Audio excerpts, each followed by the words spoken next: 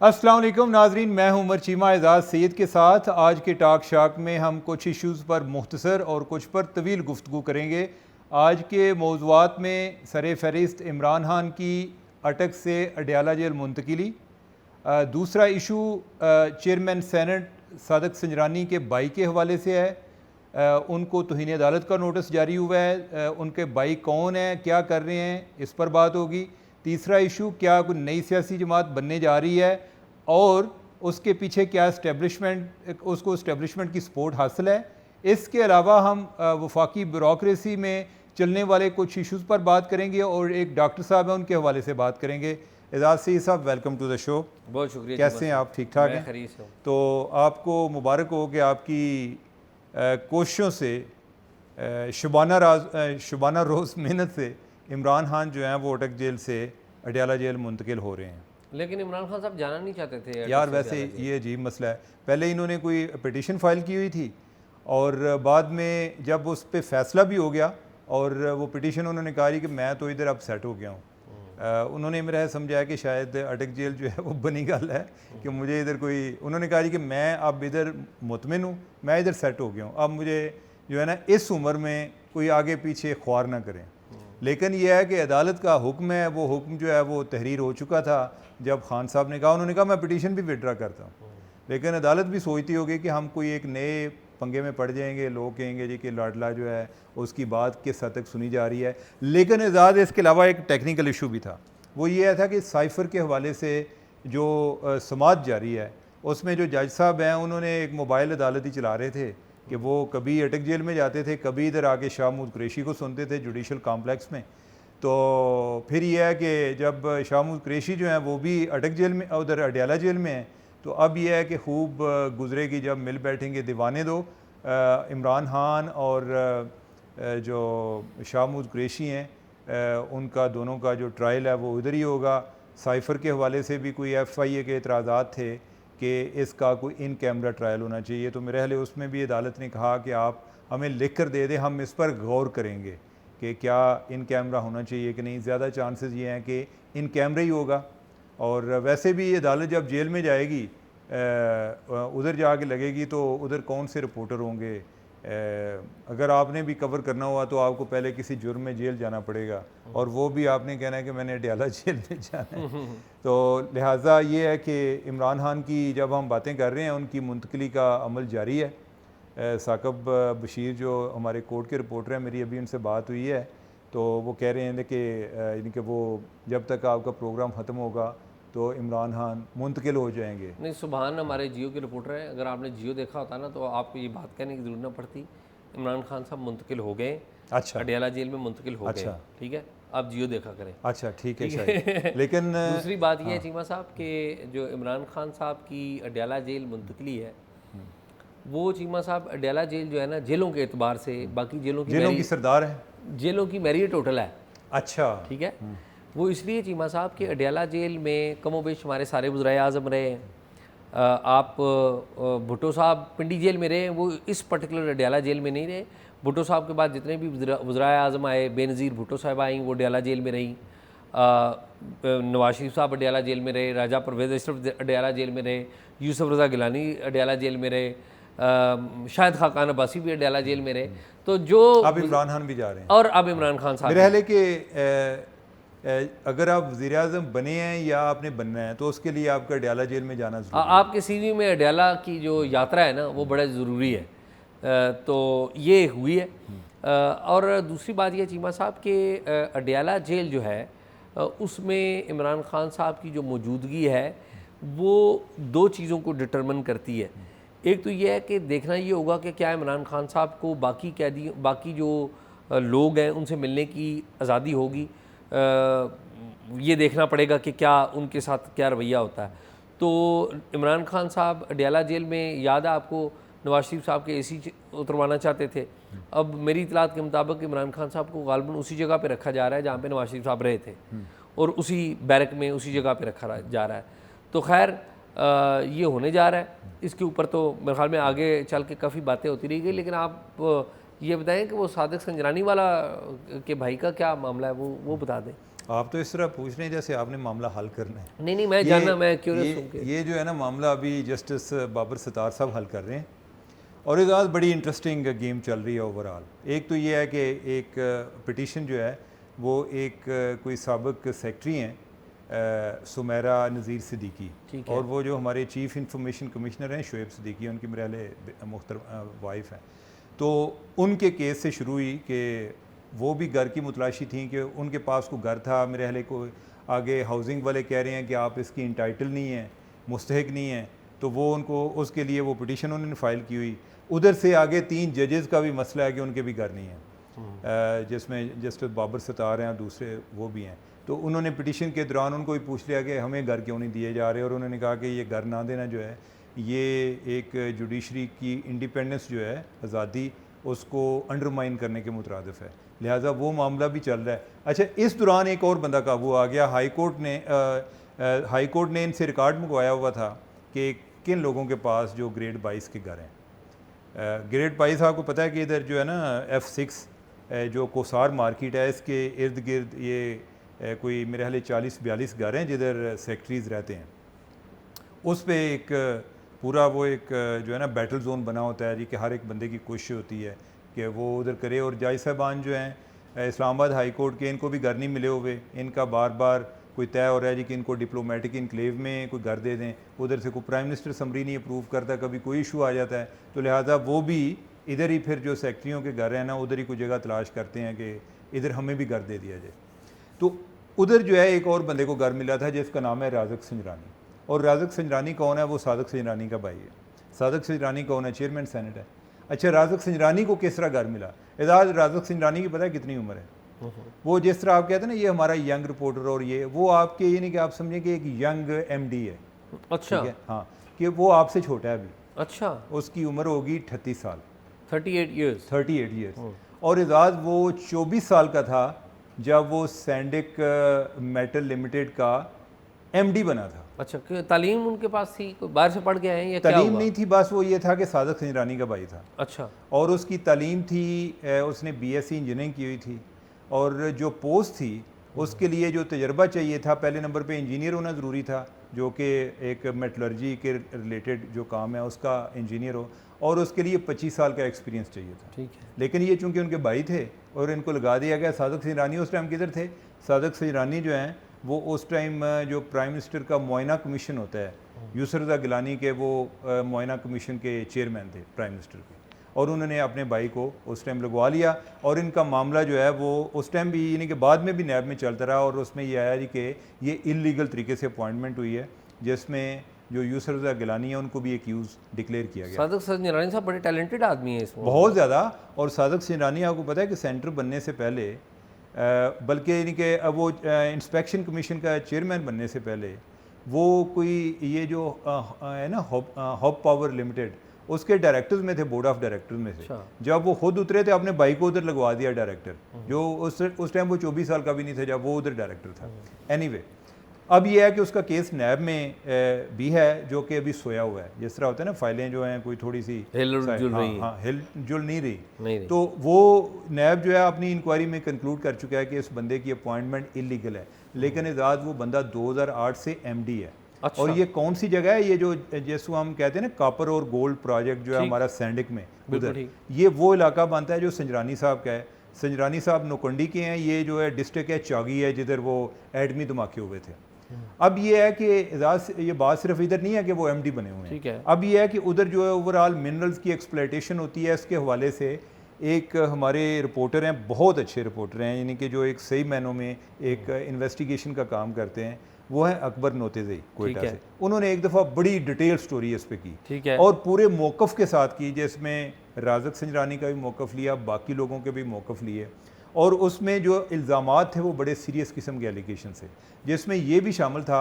होता क्या है कि इधर से कॉपर जो है वो चाइना जाता है, चाइना की एक कंपनी है, और इधर से पाकिस्तान है, हुकूमत पाकिस्तान की तरफ से सैंडिक मेटल लिमिटेड है। इधर से जो कॉपर है वो चाइना जाता है। अब ये उसकी लिमिट होती है कि आपने कितना भेजना है। उन्होंने बताया जी कि नैब ने एक स्टेज पे कोई ट्रक पकड़े, 37 ट्रक, ठीक है, कि जिसमें जो मसलन ये है कि एक ट्रक में लेट से कि 56 मेट्रिक टन जो है वो लोड होना चाहिए था। ठीक। वो उधर जो है 65 और 70 मेट्रिक टन तक था। ठीक है। अब ये है कि रास्ते में कोई पूछता नहीं कि आपकी मादनियात जो हैं इधर से निकल के चाइना में चली जाती हैं। उन्होंने काफ़ी दिन वो ट्रक रोके रखे और बाद में कोई एफसी के लोग पढ़ के और बाकी जो हमारी सौदर्न कमांड है, कोर कमांडर कोयटा, उन्होंने मिल जुला के उन्होंने कहा कि यार जाने दें, ये है कि इससे चाइना के साथ ताल्लुकात ख़राब होंगे। चाइनी एम्बेसडर जो है वो भी उसमें शामिल हुए। उसके बाद इसका भी जो है ना सादिक सिंह रानी ने एक हल तलाश कर लिया। वो उन्होंने क्या किया, उन्होंने एक अपनी कंपनी बना ली। उन्होंने कहा कि ये बाकी जो ट्रकों वाले हैं ना, हम इधर उधर से हायर करते हैं, ये मुखबरियाँ करते हैं। उन्होंने एक अपनी अल सादिक ट्रांसपोर्ट के नाम से कंपनी बना ली, जिसका कोई दफ्तर कहीं पे नहीं है। लेकिन अब ये है कि वो अल सादिक ट्रांसपोर्ट जो है वो सारी जो है इधर से को कापर जो जाता है, कापर इजाज एक बड़ी एक रेयर किस्म की मेटल है जिसमें पूरी दुनिया में जिन जिन मालिक के पास है वो इसको प्रिजर्व कर रहे हैं और हमारे यहाँ यानी कि वो जा रही है, हमें पता ही नहीं है कि किस तरह जा रही है। उस पर बहुत सारे लोगों ने आंखें बंद की हुई हैं। और सिर्फ यही नहीं है, उसके साथ और कई माइंस हैं, मसलन लोहे की, इवन कोई इनके कोई ऑयल भी निकल रहा है। वो माइंस जो हैं वो भी संजरानी फैमिली को ही उधर मिली हुई हैं। ठीक है, इनका कोई भाई है, कोई कज़न है, एक भाई है, एक कज़न है मसलन तहसीलदार है। वो तहसीलदार है लेकिन उसने भी एक माइन खरीदी हुई है। उधर से वो लोहा जो है वो निकालते हैं, वो आगे ओवर माइनिंग हो रही है, यानी कि जितनी आपकी लिमिट होती है ना कि आपने इससे ज़्यादा नहीं निकालना, वो कर रहे हैं। ये एक बहुत बड़ा एक स्कैंडल है, लेकिन इस पर कोई किसी किस्म की कुछ काम नहीं हो रहा है, एक खामोशी छाई हुई है। और ये जो मैं अकबर की मैं बात कर रहा हूँ, अकबर नोतेज़ई की, इसने ये स्टोरी नवंबर 2022 में की थी। ठीक है, और पूरे मौक़िफ़ के साथ बाकी लोगों से मौक़िफ़ वगैरह लिए। इवन के उधर एक रेलवे लाइन थी, उसकी वो उसका ट्रैक चुरा लिया गया। ठीक है, और वो एक फ़तेह हुसैनी थे, एक सेनेटर, उन्होंने इधर स्टैंडिंग कमेटी में भी इशू रेज़ किया। बाद में पता चला जी कि उनके साथ उधर की सऊदी अरब में जाके तो कोई उनको बिठाया गया। और एक जो हमारे एक और हैं बलोच साहब, क्या नाम है उनका, सनाउल्लाह बलोच, उन्होंने पिटीशन फाइल की। ठीक। और बाद में वो भी एक स्टेज पे जो है ना वो विड्रॉ करके उन पे इल्ज़ाम भी आया कि उनके भाई को उधर करीबी एयरपोर्ट है उसकी कंस्ट्रक्शन का ठेका मिल गया। उसके बाद वो भी खुश हैं। अकबर ने जो उनसे भी रब्ता किया कि ये वाकई इल्ज़ाम दुरुस्त है, उन्होंने कहा कि नहीं, मेरा भाई जो है वो कंस्ट्रक्शन के कारोबार में है बड़ी देर से, और उसको ठेका जो है मेरिट पर मिला है। जिस तरह यानी कि जो ये संजरानी फैमिली है, इनको भी हर चीज़ मेरिट पर मिली हुई है। तो ये एक यानी कि मैं एक ज़रा बैकग्राउंड बता रहा था कि ये जो बंदा जिसका जो अभी इधर जिसको नोटिस हुआ है, इनफैक्ट इस पे तौहीन अदालत का इल्ज़ाम लगा हुआ है कि तुमने इन्होंने अदालत ने पूछा था कि आपने ये क्यों नहीं, ये किस तरह आपको घर कैसे मिला, आप इसके इंटाइटल नहीं थे। उसने कोई जवाब नहीं दिया। इन्होंने उस बुनियाद पर उसको तौहीन अदालत का केस उस पर बना दिया है, कोई नोटिस वगैरह जारी किया है।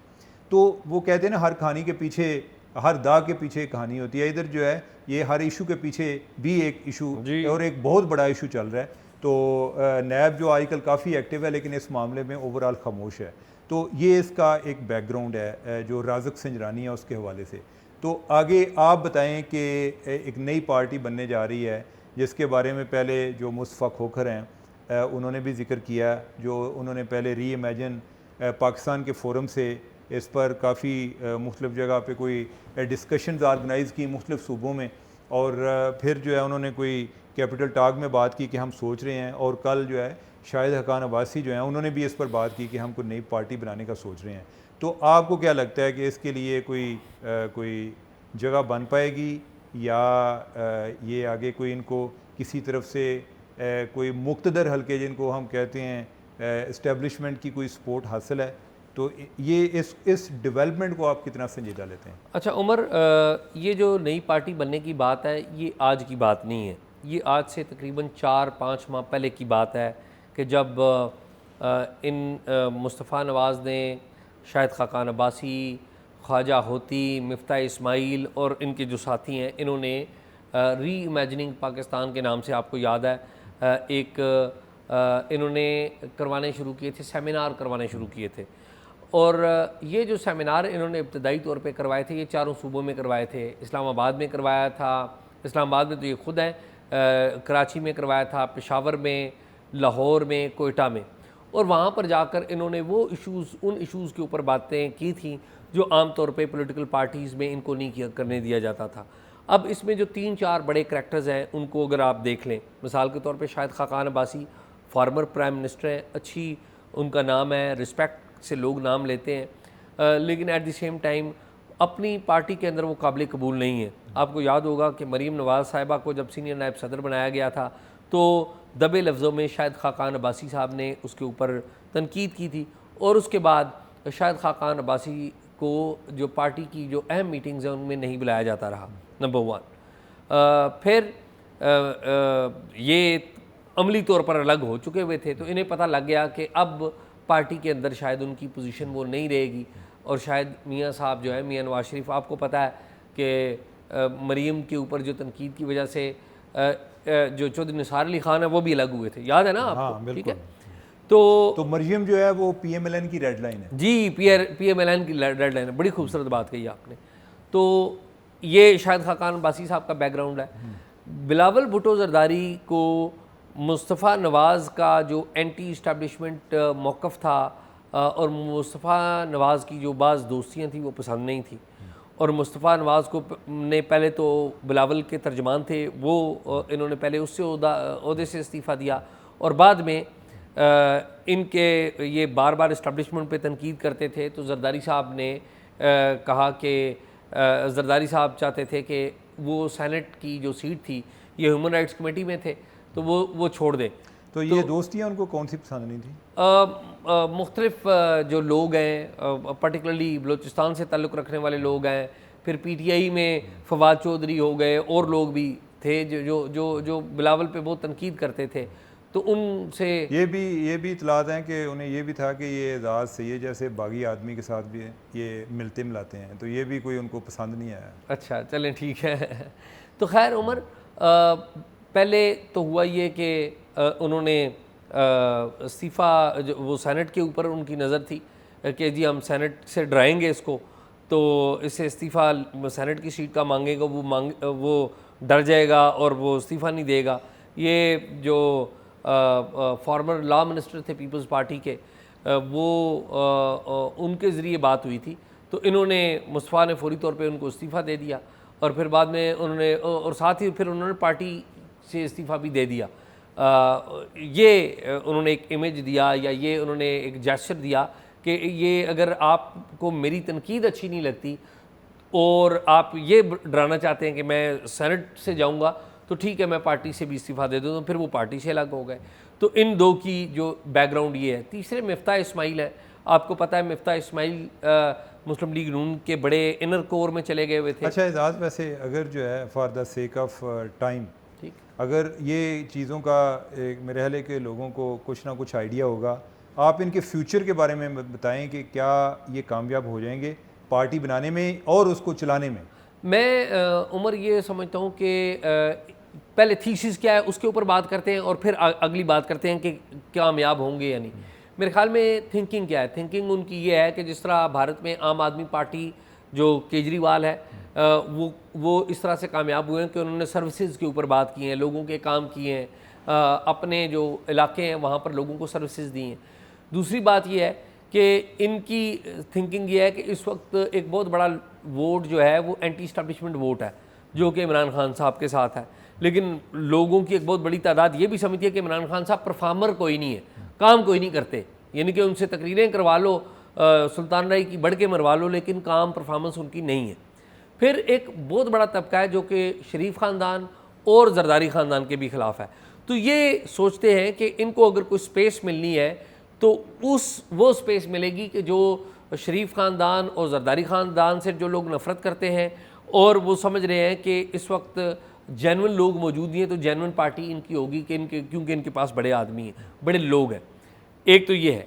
अब सवाल ये है कि ये कामयाब होंगे या नहीं होंगे। मेरा ये ख्याल है कि इनके आने की टाइमिंग देखी जाए कि वो क्या है, और सबसे अहम बात यह है हम पसंद करें या ना पसंद करें, हमारी अगर इस्टेब्लिशमेंट ने इनका साथ देना शुरू कर दिया और बड़े बड़े लोग आने शुरू हो गए इनके साथ, तो शायद मुझे लगता है कि ये अपना, जिसे कहते हैं ना, हवा बनाने में कामयाब हो जाएं। उसकी वजह यह है कि आपको पता है हमारा जो मेन स्ट्रीम मीडिया है वो भी इस्टेब्लिशमेंट की लाइन लेता है, हमारी जो लोग हैं वो भी देखते हैं कि वाक़ किधर की चल रही है। हमारे पूरे पंजाब में पर्टिकुलरली जो मेन एरिया है जहाँ पे बैटलफील्ड होती है इलेक्शन की, वहाँ पे भी लोगों की थिंकिंग ये होती है कि देखो जी इन्होंने नाल इस्टेब्लिशमेंट है या नहीं है, ठीक है। यानी कि ये भी बड़ी एक ना कंट्राडिक्शन है कि लोग हमारे पसंद उस बंदे को करते हैं जो एंटी इस्टेब्लिशमेंट आवाज़ उठाता है, लेकिन वोट उसको देते हैं जो कि इस्टेब्लिशमेंट के साथ होता है। क्यों? इसलिए कि वो लोग समझते हैं कि ये हमारे काम करेगा। तो मेरा ये ख्याल है कि अगर तो इस्टेब्लिशमेंट इनके साथ है और आपको पता है कि इमरान खान साहब ने 1996 में पार्टी बनाई थी, इस्टेब्लिशमेंट के साथ नहीं रहे। जब वो इस्टेब्लिशमेंट में आए तो इस्टेब्लिशमेंट ने ऐसा धक्का लगाया इनको कि इमरान खान साहब को लेकिन आज़ाद, ये जो बात आप पहले कर रहे थे ना, अब ये देखें कि इन लोगों का इमेज भी बज़ाहिर एक इंडिपेंडेंट या न्यूट्रल का है। जी हाँ, तो अगर ये इस्टेब्लिशमेंट की लाइन टॉक करेंगे और इस्टेब्लिशमेंट फिर जो है इनके बारे में भी ये तासर जाएगा कि जो इनको एक वोट इनकी तरफ आना है वो होंगे जी कि अच्छा ये कोई नई पार्टी लॉन्च हुई है। और मैं वैसे आज़ाद एक बात समझता हूँ। अच्छा, मैं इसमें एक चीज़ ऐड कर दूँ, ये आपने बड़ा दुरुस्त पॉइंट उठाया। मुझे ये मालूमात है, एक तो ये है कि ये साइंसी बुनियादों पर अपनी पार्टी को खड़ा कर रहे हैं, सर्वेज वगैरह इन्होंने कोई करवाए हैं, एक बात। दूसरी बात चीमा साहब ये है कि इन्होंने इब्तदाई तौर पे जो पॉलिसी बनाई है उसमें इन्होंने फ़ैसला किया कि ये पीटीआई के किसी बंदे को नहीं लेंगे, क्योंकि इस वक्त इस्टेब्लिशमेंट का टारगेट क्या है? पीटीआई। इस्टेब्लिशमेंट ने अलीम खान के ज़रिए शुरू कराई जमात IPP, इस्तेहकाम पाकिस्तान पार्टी, वो भी कोई लोगों में अट्रैक्शन नहीं ले सकी। आप देखें ना, इस्तेहकाम पाकिस्तान को एक जलसा तो करके दिखाए, लोग ही नहीं हैं। वो बड़े नाम ज़रूर हैं, पैसे उनकी जेबों में पैसे भरे हुए हैं, ठीक है, लेकिन when it comes to public attraction तो ये पार्टी, उसका इमेज ये बना कि ये इमरान खान की पार्टी के अंदर से इमरान खान के मुखालिफ बने हैं। यही हाल परवेज़ खटक साहब का है। परवेज़ खटक साहब की हालत ज़रा बेहतर है विद कंपेयर टू दैम, लेकिन इमेज उनका भी यही है कि ये अपनी पार्टी से गद्दारी करके आए हैं। तो ये पॉलिसी के तौर पे तो PTI से नहीं ले रहे। ये वैसे इमेज इनका भी बन सकता है कि शाहिद खान अब्बासी वो नून लीग से गए हैं या मुस्तफ़ा जो हैं वो पीपल्स पार्टी से गए हैं, तो अगर लेट्स से कि जो पीपल्स पार्टी का वोटर है आप बाकियों को छोड़ें, वो समझेगा जी कि मुस्तफ़ा ने अपनी पार्टी को के साथ धोखा किया, ये जो भी। लेकिन इसमें एक इसी तरह शाहिद खान अब्बासी के बारे में लोग कहेंगे जी कि इनको मोतबर बनाया नवाज शरीफ ने, हाँ, कि इनको प्राइम मिनिस्टर बनाया, तो अब ये अपनी पार्टी के साथ दगा कर गए, तो लिहाजा नून लीग का भी। लेकिन इसमें एक फ़र्क है ना कि इस वक्त अगर इस्टेब्लिशमेंट के साथ किन पार्टियों की सबसे ज़्यादा अच्छी अंडरस्टैंडिंग है? सबसे पहले मुस्लिम लीग नून है जिसकी अच्छी अंडरस्टैंडिंग है, और ये अंडरस्टैंडिंग ही है जिसकी वजह से उनके वो वापस आ रहे हैं और ये सारी चीज़ें हुई हैं। वो गए भी एक अंडरस्टैंडिंग के तहत थे। फिर दूसरे नंबर पे सबसे ज़्यादा अच्छी अंडरस्टैंडिंग किसकी है इस्टेब्लिशमेंट के साथ? वो पाकिस्तान पीपल्स पार्टी है। तो अगर ये आते हैं तो मेरे ख्याल में इसका काउंटर आर्ग्यूमेंट भी है। तो लेट अस सी, मैं ये नहीं कहता हूँ कि बिल्कुल बड़े स्वीप कर जाएंगे, नहीं, ये टाइम विल टेल कि ये क्या होता है। आपको लगता है कि इनके लिए जगह है? मेरा ये ख्याल है कि इस्टेब्लिशमेंट शायद इनको सपोर्ट नहीं कर रही। अगर कर रही है तो मेरी तो भी उनके शायद इस्टेब्लिशमेंट के अंदर भी कोई इस्टेब्लिशमेंट हो जो उनको सपोर्ट कर रही हो, लेकिन इस्टेब्लिशमेंट जब ये देखेगी, देखें ना इस्टेब्लिशमेंट के अंदर नफरत किन के बारे में? इमरान खान के बारे में उनके अंदर नफरत है, क्योंकि इमरान खान ने यार मुझे वो इसका इनका बताएं ना। अच्छा, मैं नहीं के ऊपर आ रहा हूँ ना, मैं ये कह रहा हूँ कि इस्टेब्लिशमेंट के अंदर जो शरीफ ख़ानदान है, शरीफ फैमिली है, उसकी एक्सेप्टेंस नहीं है। वो नवाज शरीफ को एक्सेप्ट करने के लिए मेरा नहीं ख्याल कि इस्टेब्लिशमेंट तैयार है, क्योंकि वो नवाज शरीफ समझते हैं कि नवाज शरीफ एक्सर्ट करते हैं। एक बात, इस्टेब्लिशमेंट है कौन? अच्छा, इस्टेब्लिशमेंट हमारी है मिलिट्री और उसकी इंटेलिजेंस सर्विसेज। ये इस्टेब्लिशमेंट जो है ना आर्मी चीफ है, ठीक है, आर्मी चीफ की डायरेक्शन है, आर्मी चीफ का जो भी विजन है या जो भी एक पॉलिसी है, या ज़्यादा से ज़्यादा आप कह लें कि कोई दो उनके जो इंटेलिजेंस चीफ होंगे। उमर, इस्टेब्लिशमेंट पता है कौन है? आप जो है ना, इनकी फौज जो है ना ओवरऑल वो इस्टेब्लिशमेंट नहीं है। नहीं, मैं उमर, आपकी फौज की जो सरबराह लीडरशिप होती है वो इस्टेब्लिशमेंट होती है। लेकिन उमर, आपकी बात बिल्कुल दुरुस्त है, लेकिन मैं इसको और ऐड करूंगा। जो सरबराह तक एक्सेस है ना जिन लोगों की, यानी कि पॉलिसी को जो लोग, या आप मिसाल के तौर पे पॉलिसी मेकर हैं, आप फ़र्ज़ करें आर्मी चीफ हैं, आपके करीब मेरी एक्सेस है, मैं आपसे बात कर सकता हूँ, आपसे रब्ता कर सकता हूँ, आप जो सोच रहे हैं आपको उसके काउंटर आर्ग्यूमेंट दे के कन्विंस कर सकता हूँ। तो जो बंदा इस्टेब्लिशमेंट को असरअंदाज हो सकता है, वो भी उसका भी एक रोल है। और आर्मी जो है ना चीमा साहब, ये याद रख लीजिए कि कई ऐसे मौके आए हैं, कई ऐसे मौके होते हैं कि आर्मी चीफ खुद भी अपने जो कोर कमांडर्स हैं और अपने नीचे जो कमांडर्स हैं उनकी बात को एक्सेप्ट करता है, और उसकी बात को उनके सामने जो अक्सरियत है उनके सामने वो अपनी जो थिंकिंग है उनके मुताबिक करता है। लेकिन ये भी है। एजाज इस मामले में राइट नाउ इस टाइम जो है इस्टेब्लिशमेंट जो मैंने इस्टेब्लिशमेंट को जो बयान कर दिया वो उनकी फेवरेट इस टाइम नवाज शरीफ। अच्छा चलिए, मैं फेवरेट नवाज शरीफ, मैं उसको काउंटर आर्ग्यूमेंट अच्छा नहीं, लेकिन वो हमारी बहस किसी और जगह पे चली जाएगी, अच्छा हमने नहीं, बात उनसे ये शुरू बड़ी की अच्छी थी। जगह गई है, ये बहुत अच्छी जगह गई है। मैं ये कहता हूँ, मुझे ये बताएं कि नवाज शरीफ साहब की एक्सटेंशन पॉलिसी क्या है? ये पॉलिसी नहीं, मैं बताता हूँ, मैं उसकी तरफ आ रहा हूँ। नवाज शरीफ साहब ने माजी में भी किसी को एक्सटेंशन नहीं दी, आखिरी एक्सटेंशन उन्होंने राइल शरीफ को भी नहीं दी। मैं एक बात करता हूँ, अगर किसी ने अगर फ़र्ज़ करें कि किसी ने एक्सटेंशन लेनी है, उसके लिए नवाज शरीफ एक्सेप्टेबल होगा? सवाल है, वो नहीं एक्सेप्टेबल होगा। ठीक है, एक बात मैं ये कहता हूँ, मसला एक्सटेंशन का नहीं है। नहीं, मैं यार मेरी बात तो सुने ना, मसला एक्सटेंशन का नहीं है। जब आपका कोई मुफाद मुश्तरक हो जाता है फिर एक्सटेंशन में प्रॉब्लम नहीं अब होती। ये आ गए आप उस मफाद के ऊपर जिसके ऊपर मैं लाना चाह रहा था। मफाद क्या है मुश्तरक? शायद मैं जिधर भी जाता हूँ आप कहते हैं कि आप उधर जाना चाहिए। नहीं तो ठीक है ना, मैं देखें, मैं इस गुफ्तगू को जिधर लेके जाना चाह रहा था, आप उस पॉइंट को उठाते हैं तो मैं उस यार पॉइंट मेरे हाल है इसको ना ये मुस्तफा बरा का तो कंक्लूड मैं आपको उजलत क्या कही जाना है, आपने टाइम दिया हुआ है, जी इन्हीं के को भूख लगी है, खाना खाना है। आपके कोई दो और इश्यूज हैं कि हम उन पे बात करें। चीमा साहब, आपने सादिक संजरानी की इतनी बोर स्टोरी सुनाई है, मैंने सुनी है, इसको सब्र करके सुन लें, कोई बात नहीं। चलें इन्हीं इशू सुन लीजिए।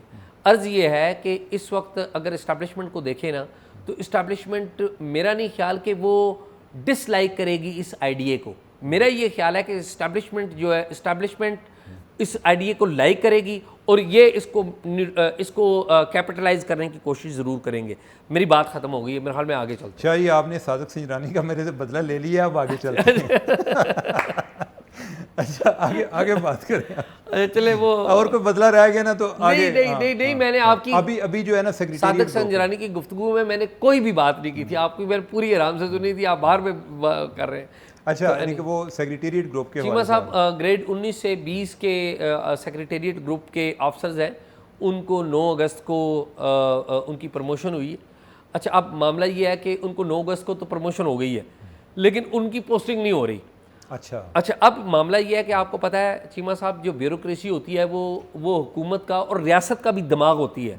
वो मुख्तलिफ अदारों में जाके उन्होंने पेपर वर्क करना होता है, और ये जो लोग होते हैं जिन्होंने अपनी ज़िंदगियाँ दी होती हैं अपने प्रोफेशन को, ब्यूरोक्रेसी को, और उनकी बड़ी ख्वाहिश होती है उनकी तरक्की भी हो, और फिर अगली ख्वाहिश क्या होती है, उनकी पोस्टिंग भी हो।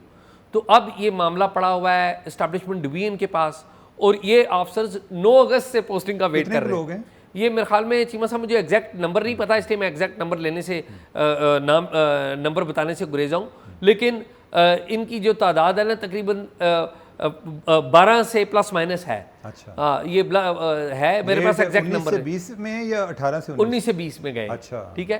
तो बस ये जो सेक्रेटेरिएट ग्रुप है ना, ये बेचारे बड़े मजलूम होते हैं। CSS का जो मजलूम 3 ग्रुप्स हैं ना, उनमें एक इनका भी शुमार होता है।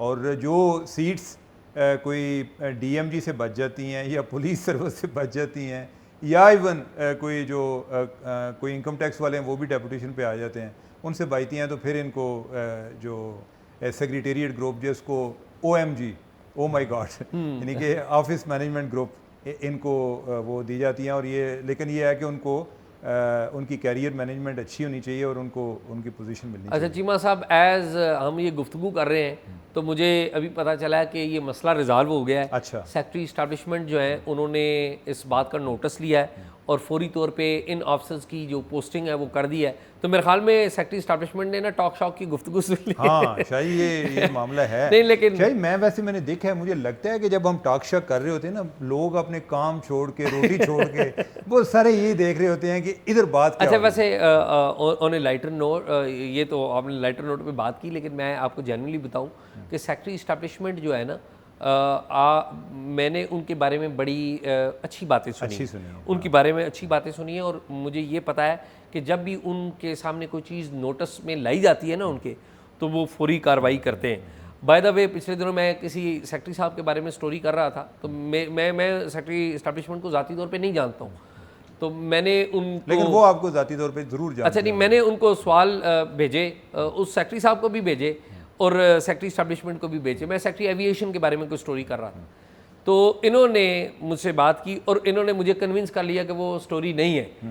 तो और मैं फ्रैंकली स्पीकिंग मुझे उनकी बात में वज़न भी लगा और मुझे ये अफसोस भी हुआ कि यार मेरी स्टोरी स्टोरी किल हो गई। तो लेकिन अदर दैन दिस कि मैंने कुछ एक दो सेक्रेटरीज को इनके बारे में बड़ी अच्छी राय देते हुए सुना है, और जो डिप्टी सेक्रेटरी, एडिशनल सेक्रेटरी के लेवल के लोग वो भी इनके बारे में अच्छी जो उनके बासेज हैं उनकी भी इनके बारे में बड़ी अच्छी राय है। अच्छा अच्छा अच्छा। तो एजाज नेक्स्ट जो आप कोई किसी डॉक्टर साहब से बात करना चाह रहे थे? चीमा साहब, मैं डॉक्टर साहब के बारे में बात करना चाह रहा था और एक FIR उसके बारे में बात करना चाह रहा था। एक है चीमा साहब, डॉक्टर साहब के बारे में बात करना इसलिए ज़रूरी है कि हमारे यहाँ चीमा साहब लोग पैसे के पीछे बहुत भागते हैं और खुदा खौफी लोगों में नहीं है। चीमा साहब इस्लामाबाद के नवा में लेतरार रोड में इत्तेफाक से मेरे घर के करीब ही एक बड़ी गरीब औरत जिसके 5 के करीब बच्चे हैं चीमा साहब, वो लोगों के घरों में काम करती है। उसके एक बच्चे का एक एक्सीडेंट हुआ बड़ा बुरा, उसका ऑपरेशन हुआ बेनज़ीर भुट्टो हॉस्पिटल रावलपिंडी में। ऑपरेशन चीमा साहब कोई ठीक नहीं हो सका या उसमें कोई कॉम्प्लिकेशन पैदा हो गई और बच्चे की जो टांग है, 14 साल का चीमा साहब बच्चा, बच्चे की टांग में पस पड़ गई। ठीक है चीमा साहब, अब बच्चे की टांग में जब पस पड़ी तो उसको हॉस्पिटल वगैरह ले जाया गया। उसके कुछ जानने वाले थे, उन्होंने हेल्प वगैरह की कि हॉस्पिटल लेके जाएं। तो पता ये चला चीमा साहब कि डॉक्टरों ने कहा कि इस बच्चे की टांग कट जाएगी। अच्छा, ठीक है। अब वो बच्चा और उसकी जो वालदा हैं वो रोने लग पड़े। ज़ाहिर है सिचुएशन इस तरह थी। फिर उस बच्चे को पिम्स हॉस्पिटल ले जाया गया। तो पिम्स वालों ने देखभाल तो अच्छी की, लेकिन उन्होंने कहा कि जहाँ पे ये ओरिजिनल ऑपरेशन हुआ है वहाँ पर ले जाए। तो चीमा साहब बेनज़ीर भुट्टो हॉस्पिटल के MS हैं रिजवी साहब, वो उनसे रब्ता किया गया। उन्होंने अपने जो मुतलका डॉक्टर हैं उनको बंदा भिजवा के उस बच्चे को चेक करवाया। तो डॉक्टर साहब जो हैं, जो आर्थो सर्जन थे, ज़ाहिर एक्सपर्ट थे, तो उन्होंने उस बच्चे को, 14 साल के बच्चे को, आतिफ नाम है बच्चे का, उसको देखा और उन्होंने भी कहा कि देखें जी, बात यह है कि बच्चे का तो ज़ख्म ख़राब हो चुका है, इसकी टांग कटेगी और इसके अलावा कोई चारा नहीं है। लेकिन एक होप है, अगर आप चेक कर सकते हैं तो किसी तरीके से डॉक्टर फरीदुल्लाह ज़िमरी जो है, डॉक्टर फरीद ज़िमरी, उनको आप अप्रोच करें। ये इधर इस्लामाबाद में होते हैं, तो चेक करें। तो चीमा साहब किसी तरीके से ज़िमरी, डॉक्टर ज़िमरी जो है, इनका G8 में ज़िमरी हॉस्पिटल भी है, इनके साथ होते हैं एक आलमगीर साहब। उनसे रब्ता हुआ तो आलमगीर साहब ने फौरी तौर पे कहा कि जी आप बच्चे को उधर से लेके आ जाएं। अच्छा। और उनको बताया गया कि यार बच्चे कोई ये बहुत अमीर लोग नहीं है। खैर चीमा साहब बच्चे को वहाँ पर ले जाया गया। डॉक्टर ज़िमरी ने बच्चे को देखा और चीमा साहब, उन्होंने, डॉक्टर ज़िमरी ने बताया कि बच्चे का जो है वाकई ये कॉम्प्लिकेटेड इशू है और उन्होंने फौरी तौर पे कहा कि जी हम इस बच्चे से पैसे नहीं लेंगे, जो उसके अगर कोई ऊपर को ख़र्चा होता है, यानी कि वो जो स्ट्रक्चर उन्होंने उसकी टांग के ऊपर लगाना है, जंगला जिसे कहते हैं उस लैंग्वेज में, उसका कोई ख़र्चा हुआ तो वो हम थोड़ा सा लेंगे। हाँ, जो इक्विपमेंट वगैरह का जो मामूली है। तो चीमा साहब इन शॉर्ट ये कि उन्होंने आलमोस्ट 60-70% पैसे लेस कर दिए और चीमा साहब आज के दिन वो बच्चा हॉस्पिटल से वापस अपने घर में अपनी माँ के साथ शिफ्ट हो गया, एज वी आर टॉकिंग। और बच्चे का ऑपरेशन चीमा साहब उसी वक्त, डॉक्टर जो ज़िमरी हैं वो उसको, बच्चे को ले गए, 4 घंटे का तवील ऑपरेशन किया। चीमा साहब आजकल के जो सूरत हाल है, 4 घंटे का ऑपरेशन, ये उस बच्चे की माँ ने बताया। 4 घंटे ऑपरेशन उस डॉक्टर ने किया।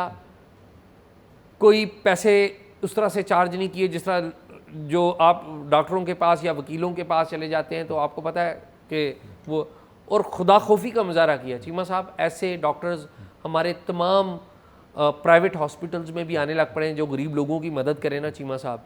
तो मैं आपको ये यकीन से कह सकता हूँ कि एक सोसाइटी में बड़ी पॉजिटिव तब्दीली आएगी। एजाज, वैसे ना हर शोबे में अच्छे लोग हैं जी। अनफॉर्चुनेटली ये है कि एक बदगुमानी इतनी है कि जो मसलन डॉक्टर्स जो हैं वो समझ रहे हैं जर्नलिस्ट बड़े करप्ट हैं, जर्नलिस्ट समझ रहे हैं डॉक्टर बड़े करप्ट हैं, और कोई अपने आप को नहीं समझ रहा कि उसमें कोई फॉल्ट है। लेकिन हर शोबे में अच्छे लोग हैं, डॉक्टर्स में भी हैं, वकला में भी अच्छे लोग हैं, पुलिस में बड़े अच्छे लोग हैं, हम पुलिस को बड़ा बुरा कहते हैं। पुलिस में अच्छे लोग हैं, अदलिया में भी बड़े अच्छे लोग हैं, हर जगह पे अच्छे लोग हैं। अनफॉर्चुनेटली जो नटोरियस होते हैं ना, जिनकी शोहरत बुरी होती है, असल में उनको पब्लिसिटी भी ज़्यादा मिलती है। ठीक बात। और उसके बाद वो इस तरह से लेबल होते हैं, लगता है जी कि सारे लोग शायद इस नहीं, इंस्टीट्यूशनलाइज हो जाती है ना, जो बुराई जो है उसको हम इंस्टीट्यूशनलाइज कर देते हैं। जो असल में हमारे ना इंस्टीट्यूशनल बाइसेस भी हैं एक दूसरे के खिलाफ। जिस तरह आमतौर पे जर्नलिस्ट है, उनके बारे में बात होती है, सारे जर्नलिस्ट करप्ट भी नहीं होते, हम जैसे और आप जैसे लोग भी शामिल हैं। क्या ख्याल है, कोई गलत बात नहीं की?